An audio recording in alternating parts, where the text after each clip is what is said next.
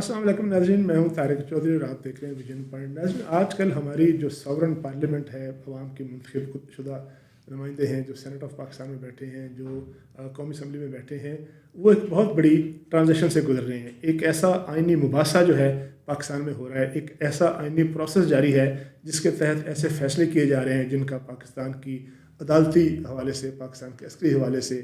पाकिस्तान की जो दीगर अहम इशू हैं पाकिस्तान को लाहक हैं, उन पर जो है वो ऐसी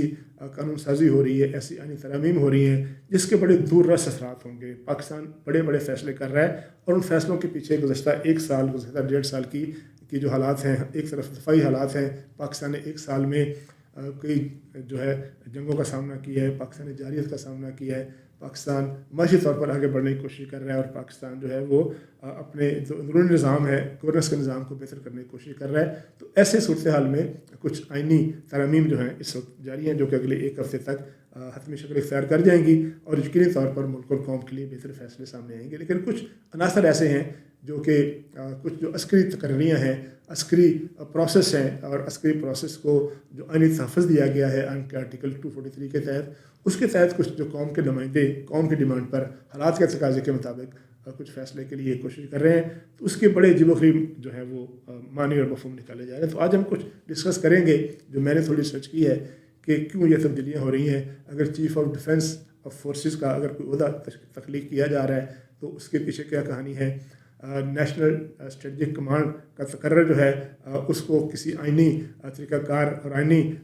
जो छतरी है उसके मुताबिक उसको स्ट्रीमलाइन करने की कोशिश की जा रही है। अगर उसमें कहीं कोई पेचीदगी मौजूद है तो उसको दूर करने की कोशिश की जा रही है। पाकिस्तान की सलामती और दफाई जो मजबूती है उसके लिए अगर कुछ तकाज़े हैं तो उनको अगर पूरा किया जा रहा है तो वो उसमें क्या हर्ज है, उसकी हम बातचीत करेंगे। उसके हम पॉइंट टू पॉइंट आज मैं डिस्कस करूँगा आप लोगों के साथ कि उसके पीछे पस पर्दा मुहरक़ात क्या हैं, उसका पस मंज़र क्या है, उसकी वजूहात क्या हैं। हमने देखा है कि पाकिस्तान इस वक्त जो प्रपोज्ड हैं जो तरमीम, उसमें वज़ीर आज़म के एडवाइस पर आर्मी चीफ़ को बैक वक्त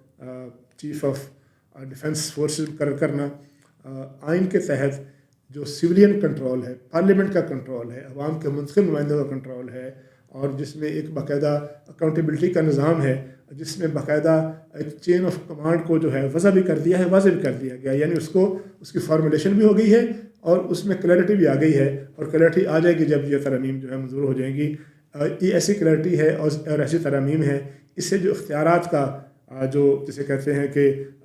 इख्तियारात की ज़िम्मेदारी है, यानी बजाय इसके इख्तियारात किसी की ज़ात में मुर्तकज़ हो जाएँ, इख्तियारात का जो तकसीम है, उसका जो बँटवारा है, उसका जो तरीक़ाकार, उसका जो फ़लसफ़ा वो तय कर दिया गया है। और जिस तरह से जो क़यादत का एक कई जगहों में हमें डुअलिटी नज़र आती थी, डुअल जो है वो पैरेलल सिस्टम नज़र आते थे और वहम हो जाता था कि कैसे फ़ैसला किस वक्त किया जाएगा। अगर इन चीज़ों को ख़त्म कर दिया जाए, यानी इर्तिकाज़ जो है उसको भी बेहतर किया जाए, और जो डुअल चार्ज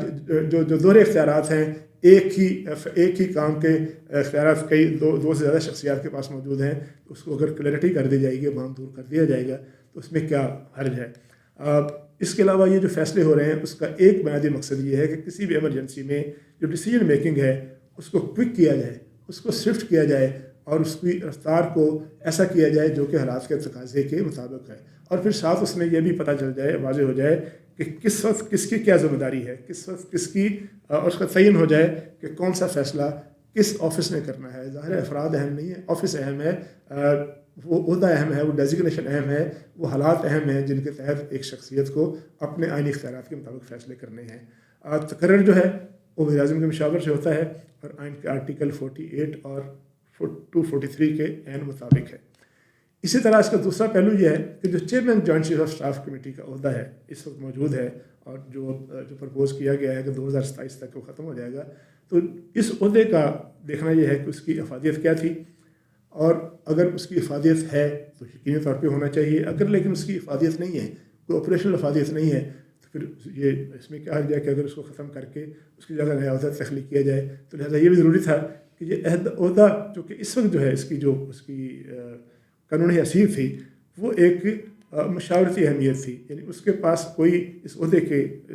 के अंडर कोई हकीकी ऑपरेशनल कमांड नहीं थी। महज इसका रोल जो था एक मशावरती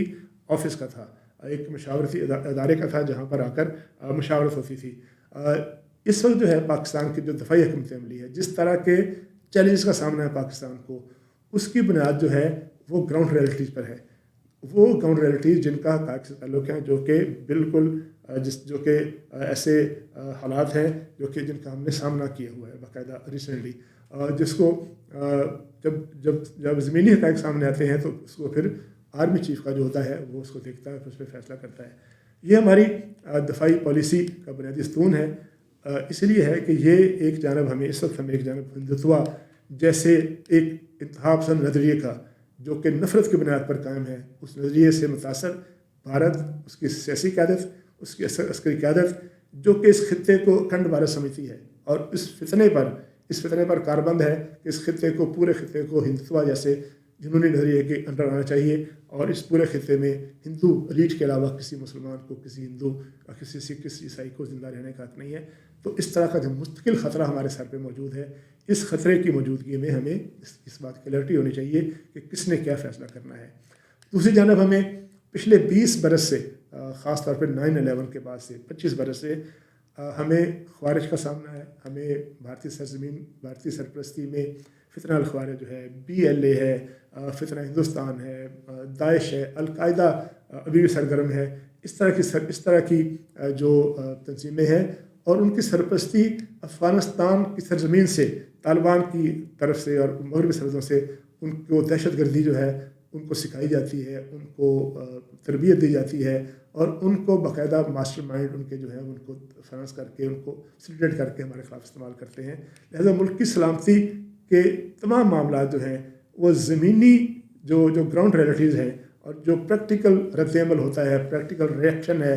پریکٹیکل ریٹیلیشن ہے، اس کو ایک ایسا مرکزی کردار دینا ضروری تھا تاکہ فیصلے بڑی تیزی ہو سکے. اس لیے آرمی چیف کا بطور چیف آف ڈیفنس فورسز تقرر انتہائی ایک مناسب اور پر وقت فیصلہ ہے. ایک ایسی حکمت عملی ہے جس سے آنے والے دنوں میں ہماری جو فیصلہ سازی ہے اس کو انسٹیٹیوشنلائز کرنے میں بڑی مدد ملے گی، اور جنگی حکمت عملی کو بہتر طریقے سے یکسوئی کے ساتھ جو ہے فارمولیٹ کرنا ضروری ہو جائے گا، بڑا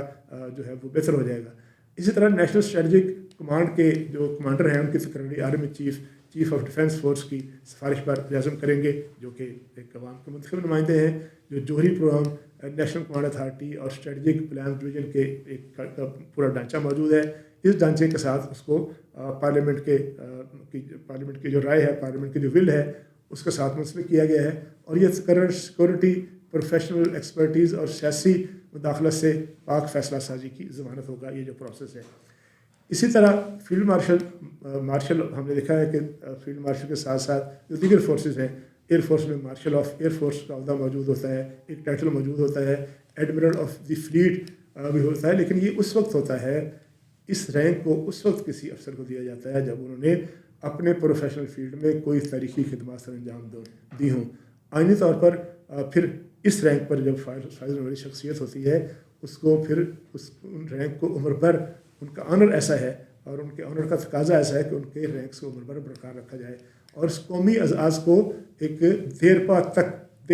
بڑی دیر تک اس کو تسلیم کیا جائے، ایک لمبے عرصے کے لیے تسلیم کیا جائے، اور وہ جو آنر اس نے کمایا ہوتا ہے اپنی بہادری سے، اس کو ریکگنائز کیا جائے. یہاں پھر میں یہ بھی بتاتا سکوں کہ یہ ایسا نہیں ہے کہ عمر بھر جو ہے فیلڈ مارشل یا مارشل آف ایئر اور مارشل آف نیوی جو ہے وہ رینک ہونے مطلب یہ نہیں ہے کہ ان کی اپائنٹمنٹ جو ہے وہ عمر بھر کے لیے ہے. وہ یقیناً ایک مخصوص مدت کے لیے ہوگی، ایک مخصوص مدت کے بعد وہ ختم بھی ہو جائے گی. اس نے ظاہر ختم ہونا ہوتا ہے. ایسا نہیں ہے کہ وہ صرف وردی مراعات اور جو رینک ہے وہ برقرار رکھنا ایک قومی ادارہ جاتی انسٹیٹیوشنلائز جو ہے ریکگنیشن کا حصہ ہے کہ ہم نے اس شخص کی جس نے قوم کے لیے خدمات سر انجام دی ہیں اس کو ریکگنائز کرتے ہیں. انہیں آرٹیکل 47 کے تحت ہی، اب اگر ایسا ہوا آئندہ تو آرٹیکل 47 کے تحت ہی ہٹایا جا سکے گا، جس سے یہ رینک آئین سے بالا تر نہیں ہے بلکہ آئینی احتساب کے تابع آ گیا ہے اور آئینی احتساب کے تابع رہے گا. آرٹیکل 248 جس میں قانونی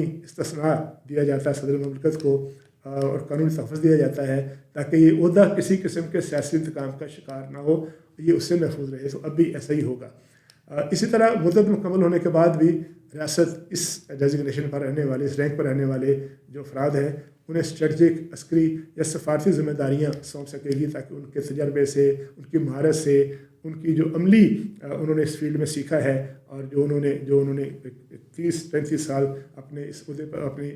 پوری سروس میں سیکھا ہے، اس سے قوم جو ہے محروم نہ ہو جائے، اس سے فائدہ اٹھایا جائے، اور ادارہ جاتی تسلسل برقرار رکھے، اور وزیر اعظم کے ایڈوائس پر ان کے جو مراعات اور تنخواہیں وغیرہ ہیں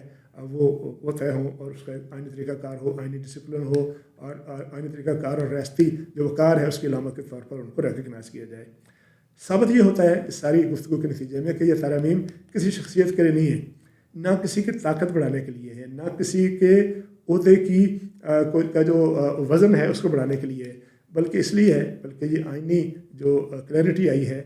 اس لیے ہے کہ دفاعی اداروں کی جو پیشہ ورانہ تنظیم ہے، اور جو اس کے جو کنسنٹریشن ہے، اور ان کی جو ان کا اختیارات ہے اس کو تقویت دینا، اور جو قومی سلامتی کے لیے فیصلوں کا تسلسل ہے اس کو برقرار رکھا جائے، اور ان شخصیات کو، اس رینک کو، اس ڈیزگنیشن کو، اس آفس کو عزت، قومی عزت اور وقار کی علامت کے طور پر قوم یاد رکھ سکے۔